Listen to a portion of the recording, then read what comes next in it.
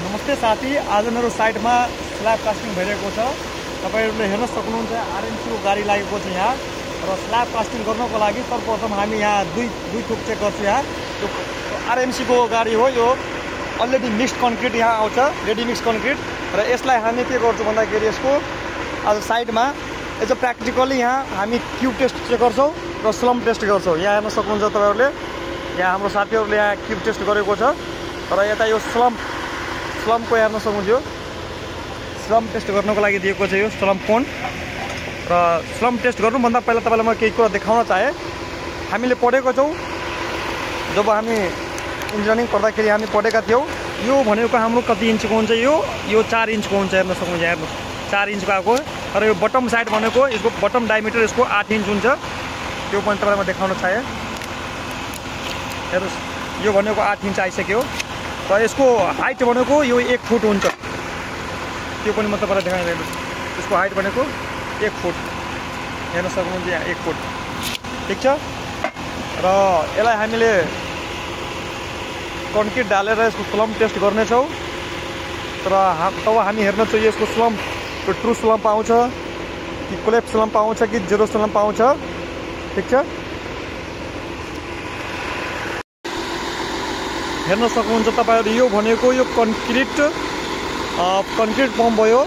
यो प्रेसरको थ्रुले यो यहाँ कन्क्रिट राखेर यो माथि स्ल्याबसम्म पुर्याउँछ। यो यहाँ हेर्नुस्, हामी क्युब टेस्ट गर्नको लागि र स्लम टेस्ट गर्नको लागि हामी यो कन्क्रिट लिइरहेको छु। यो आरएमसी गाडी ल्याएको छु र योबाट हामीले यहाँ टेस्ट गर्नेछौँ अहिले। यहाँ राख भाइ, यहाँ राख भाइ, ल इसमें करो भाइ, इसमें करो।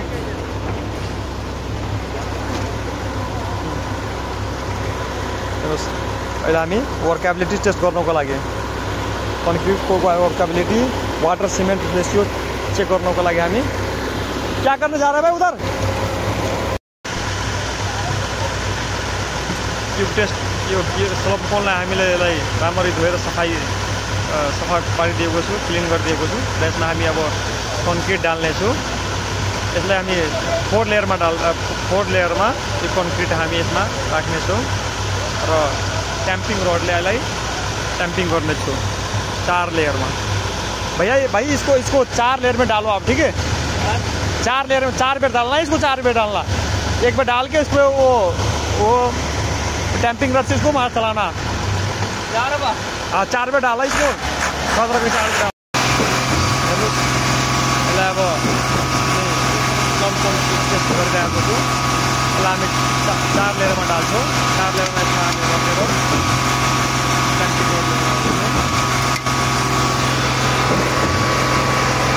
मारो।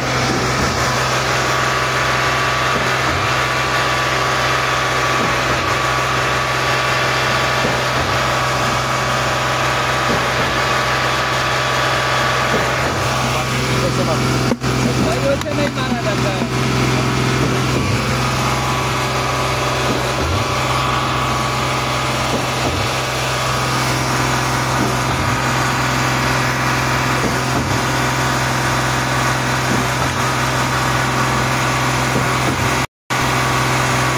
देर भइहाल्यो।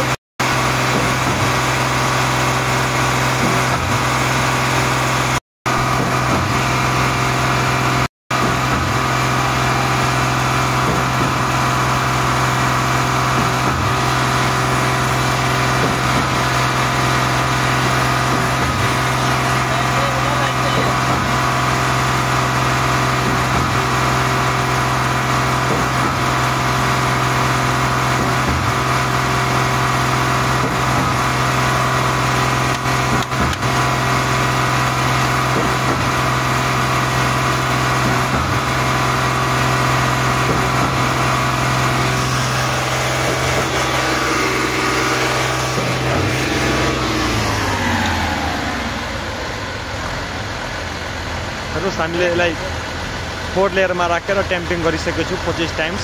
एभ्री लेयर 25 टाइम ट्याम्पिङ गरेको र यसलाई हामी अहिले स्लम टेस्ट गरिरहेको छु। अब यो कोनलाई माथि उठाउनेछु र यसको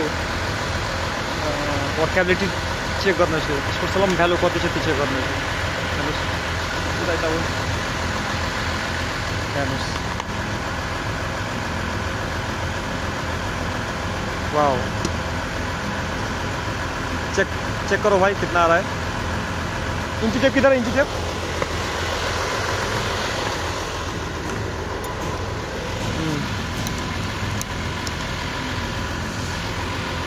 भाई वो तो लिखा हुआ उसको दिखा रहा हमको हाँ तो वो लिखा हुआ ये दिखाऊंगा चलो भाई लाइट बार हेर्नुहोस् यसमा यो ट्याम्पिङ रड छ ट्याम्पिङ रड ट्याङ्की रडमा ट्याम्पिङ रडमा लेखिएको छ कति सेन्टिमिटर भाई हट दिख्न हेर्न दे भाई तो मोबाइल बार त भाइ थोड़ा सा आकाश मैले हेर्नुहोस् 10 सेन्टिमिटर लाइनको साइज आइराख राख्नु हेर्नुहोस् 10 सेन्टिमिटर छ 10 लाइनको 100 mm हो एकदम एक्ज्याक्ट त्यो ट्रु सलम छ